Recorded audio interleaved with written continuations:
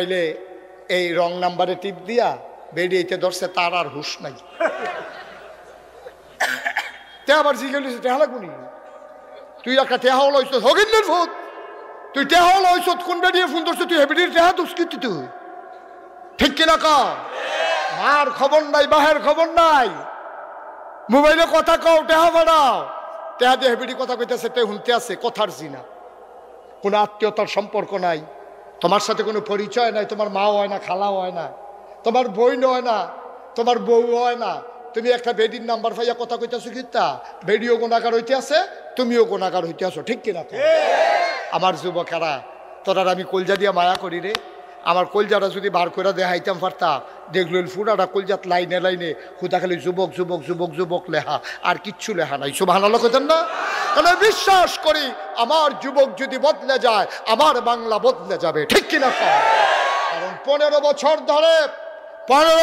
ধরে সকল রাজনৈতিক দল এই জগদ্দল পাথরকে সরাতে চেয়েছে।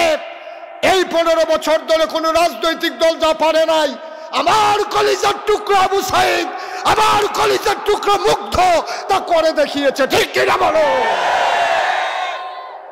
এখন যৌবন যার, যুদ্ধে যাবার শ্রেষ্ঠ সময় তার। আমার যুবক ইচ্ছে করলে বদলে দিতে পারে, আমার যুবক ইচ্ছে করলে ক্ষমতার মসনদ উল্টে দিতে পারে, ঠিক কিনা বলো? আমার যুবক ইচ্ছে করলে একটা দৌড়ের লোকে হেলিকপ্টার তুলে দিতে পারে। আমার যুবক, বাংলার যুবক, তুমি দেখো না এখনো? ও যুবক, তোরে আমি এত মায়া কেড়ে করি, কারণ আমি জানি আমার যুবক বদলে গেলে আমার বাংলা বদলে যাবে, ঠিক কিনা বলো? আমার কলজারা সবটা যুবক লেহা, আমি যদি কলজারা বার করে তোরা দেখাইতাম পারতাম, দেখলো উফরে দিয়া লেহা যুবক যুবক যুবক যুবক যুবক যুবক যুবক যুবক হুদা যুবক আর যুবক লেহা। আমি যে কি মায়া ফলাফান্ডে করি তোমরা তো আর দেখছো না। আমি অনেক ফলাফান্ডে জীবনে বন কলা খাওয়াইছি, শরীরটা অনেক লেগে। আমি এখান থেকে বন কলা দেয় শরীরটা হইতো, আর এখান থেকে ডাইল খায়, ফ্যান্সি ডিল খাই, আব্বা খায়, আঞ্জা দিয়া গাঞ্জা খায়, ঠিক কিনা ক? আমি খাওয়াইতাম চাই এখান থেকে দুধ কলা, আর এখান থেকে খায় আঞ্জা দিয়া গাঞ্জা। এই ফলাফানি হুগাইয়া মুসমুচ চলে রয়েছে, সেদিন কুত্তায় ঠকান দিছে, একটা ফাল দিঘা ফানি চলে গেছে। বেটা যুবক কইবি বাঘের বাচ্চার মতো, তোরারে দেখলে যেন জিন বেড়াইয়া দৌড় দিয়া লাই, ঠিক নিও? আর তোরা কুত্তার খেকানি ফানি ফেরা যে গেছে বেড়াইতেরি হুগাইয়া মুসমুচ ইয়রিস বালা করে সিফা দিয়া ধরলে তান্ডি 15-20 দিন কানে হতো না তান্ডি। ফলাফানি বেটা বাঘের বাচ্চা, ঠিক কিনা কও? আহা, কথা কি আরো কইতা? আল্লাহর নবী বসে বসে ঘরের ভিতরে কাঁদতেছে, সুবহানাল্লাহ। বিবি গো, আমি এটা কি দেখলাম, আমি এটা কি দেখলাম গো বিবি? সুন্দরী সুরসী কুমারী যুবতী কন্যারা নিজের সৌন্দর্য ছিঁড়ে ছিঁড়ে আলগা করে দেখায়। এই নবীর একজন কন্যা, কন্যার নাম ফাতেমা রাদিয়াল্লাহু তাআলা আনহা। সুবহানাল্লাহ। খুব খেয়াল করেন, গভীর মনোযোগ। কন্যার ব্যাপারে ওয়াজ হচ্ছে, বাবারা সব কান পেতে শুনেন, যুবকেরা কান পেতে শুনো, একদিন তোমরা বাবা হবা, তোমাদেরও কন্যা সন্তান হবে। শুনে রাখো আজকে ওয়াজ, মুশতাক ফৈজ যদি কোনোদিন না আসে, ওই যখন বাবা হবা সেই দিন মনে পড়বে আমার কথা ইনশাআল্লাহ। আল্লাহর নবীর আদরের কন্যা, নবীর কন্যা 4 জন, জয়নব, রুকেয়া, উম্মে কুলসুম, ফাতেমা। ফাতেমা নবীর ছোট্ট কন্যা, সুবহানাল্লাহ কয় না? ফাতেমার বিয়ে হয়েছে হজরত আলী রাদিয়াল্লাহু তাআলা আনহুর লগে। নবীজি ডাক দেয়া কয়, ফাতেমা গো, ও ফাতেমা, মদিনার অনেক ধনী ধনী মানুষ তোরে বিয়া করতে চাইছে গো। ও ফাতেমা, আমি তোরে ধনী বেড়াইতের কাছে বিয়া দেই নাই, আমি বিয়া দিছি গরিব আলীর লগে। আমি মদিনায় খেয়াল করে দেখেছি, আমি মানুষ চিনি, আমি মানুষ চিনি গো ফাতেমা। আমি মদিনায় দেখেছি আলীর মতো বীর পুরুষ, সুন্দর স্বামী তোর জন্য আর একজনও নাই, বলেন সুবহানাল্লাহ। কিরকম বেড়ার ওই যে কুদ্দুর আগে কইছিলাম, যে গেছিল আপনার পরিবার কেমন, আলিয়ে কইছিল কূপ দিয়া কল্লা হালাই দেন, খালি হুকুম না দেখে বাচ্চা গেলা। তাইলে বউয়ের প্রতি কত লাইবিলিটি, কত দায়িত্ববোধ, কত সচেতনতা, কত আত্মমর্যাদাবোধ। সুবহানাল্লাহ বলবেন না? নবীজি মানুষ চিনে তো। নবীজি কো, ফাতেমা গো, ঘরটা সুখ পাইতি না গো, কিন্তু শান্তি পাইবি। সুবহানাল্লাহ কইতেন না?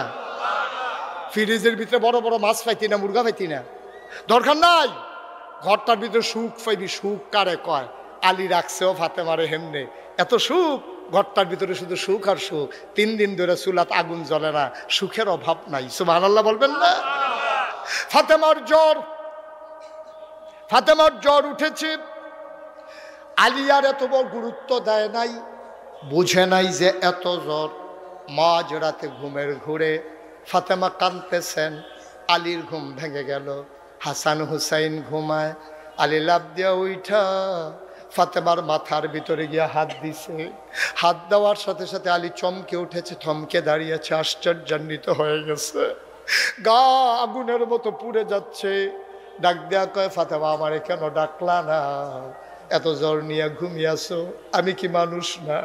আমারে জানাইতে তোমার মন চায় নাই? এত জ্বর তোমার, কেন আমারে ডাকলা না? তোমার জন্য কি আমার কোনো মায়া নাই গো ফাতেমা? তুমি এটা কি করলা? আমারে ডাকলে আমি মাথায় পানি ঢেলে দিতাম, তোমার জন্য নবীর কাছে গিয়া দোয়া চাইতাম। নবী তো তখন নাই, নবী ইন্তেকাল করে গেছেন। নবীর রোজায় গিয়ে সালাম পৌঁছে দিতাম। ফাতেমা গো ফাতেমা, পাহাড়ি ঝর্ণা থেকে মাথায় পানি ঢেলে দিতাম। তুমি কি করলা? এত জ্বর নিয়ে তুমি কেন আমারে ডাকলা না? ফাতেমাও কান্দে, কয় আর সময় নাই, মনে হয় আমার সময় শেষ। আলী কয়, এই কথা একবার বলেছ, আর বলবা না? জ্বর উঠলে কি মানুষ বাঁচে না? জ্বর উঠলে কি মানুষ মরে যায়? এটা কেমন কথা বললা? সময় শেষ এটা কেন বললা? আমি বুঝে শুনেই বলেছি রে আলী, আমার নবীজি, আমার আব্বা ইন্তেকালের পূর্ব মুহূর্তে আমি আব্বারে দেখতে গেছিলাম। আব্বা ডাইকে আমারে কানে কানে একটা কথা বলছে, আমি হাউমাউ করে কেঁদেছিলাম।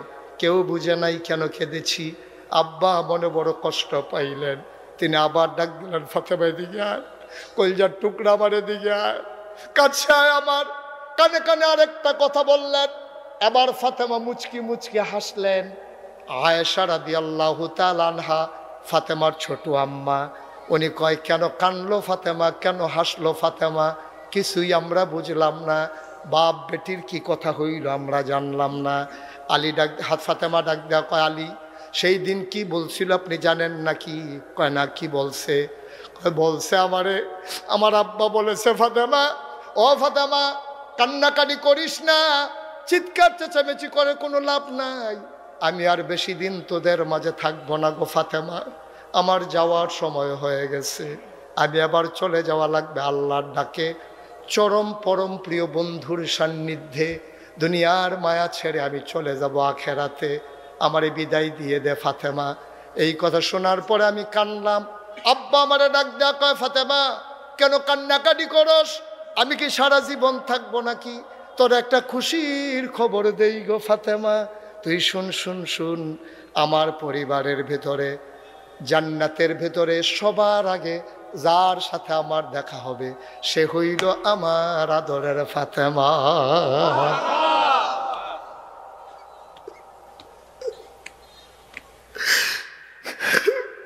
আমার আব্বা বলেছে,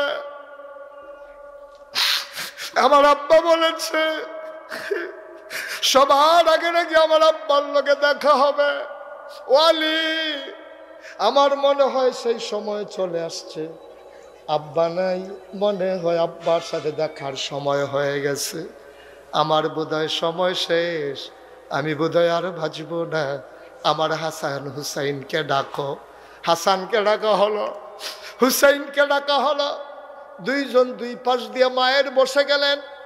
বাচ্চারা কাঁদতেছে, ফাতেমা কাঁদতেছে। আলী হাতে ধরে বসে আছেন। ডাক দেয়া কয়, ফাতেমা ও ফাতেমা, আসলেও কি তোমার সময় শেষ? কয়, মনে হয় আর বাঁচব না।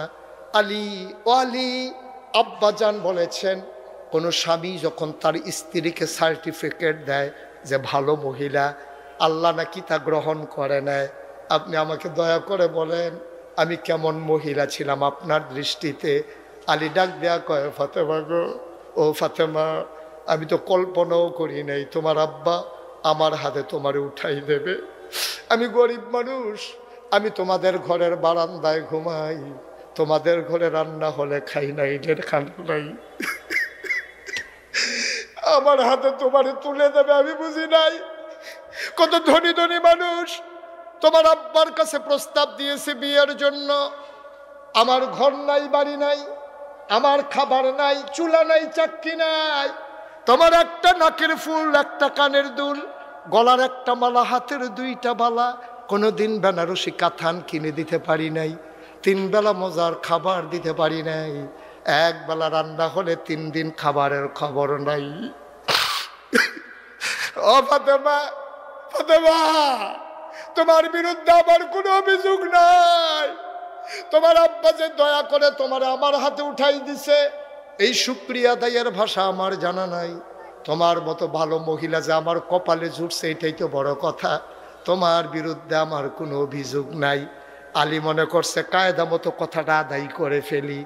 এবার ফাতেমারে ডাক দিয়ে আলী কয়, আমি বললাম তুমি ভালো মহিলা, তুমি বলে দাও দেখি আমি আলী কেমন পুরুষ, এটা একটু বলে দাও, এটা একটু বলে দাও। মরার আগে আমারে বলে যাও আমারে তুমি কেমন পেয়েছো, আমি মানুষটা কেমন।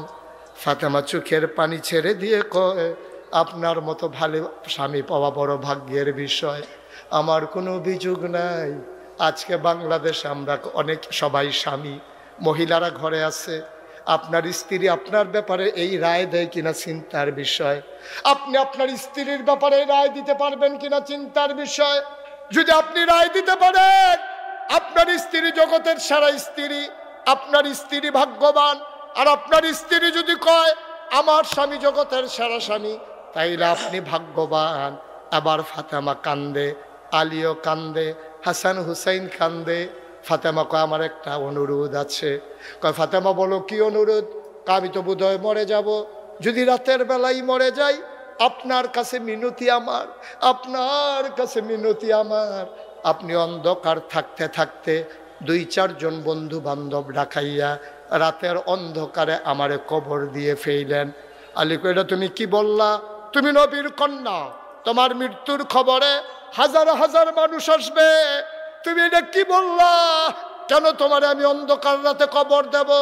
মানুষজন কালকে জিজ্ঞেস করলে আমি কি বলবো? এটা মোটেও ঠিক হবে না। আলী ফাতেমা কয় আপনি বলবেন, এটা ফাতেমার ওসিয়ত। কয় তুমি কেন এই ওসিয়ত করলা?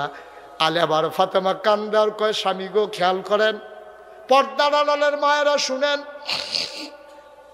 গভীর মনোযোগ, ভাইয়েরা যাদের বাড়ি দূরে, এই কথাটা আজকে গিয়া আপনার স্ত্রীকে শোনাবেন, আপনার মেয়েকে শোনাবেন, আপনার মাকে শোনাবেন। এই কথাটা আমার অনুরোধ, আপনার কাছে আমানত রেখে দিলাম। সামনের কথাটা যাদের যারা আছে সবাইকে শুনিয়ে দেবেন বাড়িতে গিয়া। এবার ফাতেমা কয় আলী রাতের আধারে আমারে কবর দিবেন। কয় কেন রাতের আধারে কবর দেব? কয় এই জন্য কবর দিবেন, আমি বিয়ের আগ পর্যন্ত বাবার ঘরে বড় হয়েছি, কোনোদিন ভিন্ন কোনো পুরুষ আমারে দেখে নাই। বিয়ের পরে আপনার সংসার করলাম, ভিন্ন কোনো পুরুষ আমার এক নজর দেখে নাই, বিয়ের আগেও দেখে নাই, বিয়ের পরেও দেখে নাই। স্বামী গো ও স্বামী,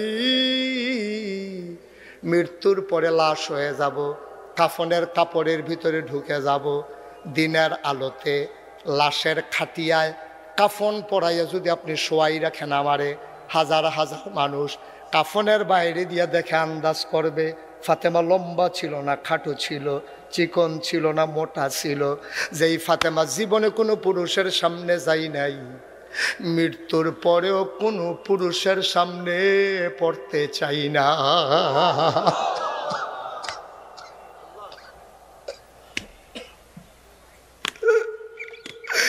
আমরাও তো মানুষ, তারাও মানুষ, আমাদের মহিলারাও তো মহিলা, ফাতেমাও তো মহিলা।